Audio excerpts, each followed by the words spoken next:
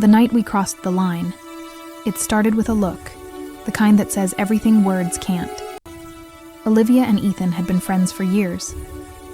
They met in college, survived bad relationships together, and always found comfort in each other's laughter. He was the one who brought her coffee when her heart was broken. She was the one who helped him believe in love again. But lately, something had changed. The air between them wasn't just warm. It was charged. A simple touch lasted too long. A shared glance lingered too deep. They both knew the friendship they'd built was no longer safe. It all came undone one Friday night.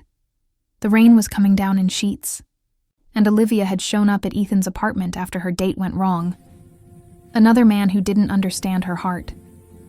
Ethan opened the door in a plain white shirt, the smell of whiskey and rain filling the space between them. She smiled weakly. "I just needed to be somewhere that feels real." He didn't say a word. He just poured her a drink and let her sit beside him.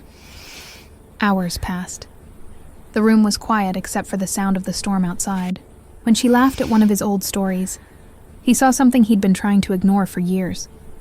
The way her eyes softened when she looked at him, the way his name sounded different in her voice. And then, it happened. A moment too close, a heartbeat too fast, a silence that felt louder than thunder. He reached for her hand. She didn't pull away. "Leave," he whispered, voice breaking. "If we do this, everything changes."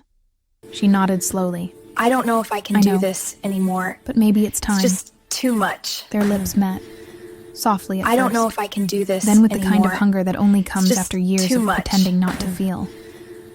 I don't know if I can do this anymore. As if the world It's itself just was too bearing much. witness to a secret love finally unleashed. That night, they crossed the line, not out of weakness, but out of something real. Something they could no longer hide. When morning came, neither spoke for a long time. The sunlight through the blinds felt too honest, too pure. Finally, Olivia whispered, "So, what now?" Ethan smiled sadly. "Now, we stopped pretending. And in that quiet, fragile dawn, two best friends became something more, bound not by promises, but by a truth that had been waiting for years.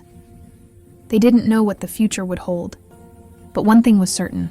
The night they crossed the line, they found what love truly meant.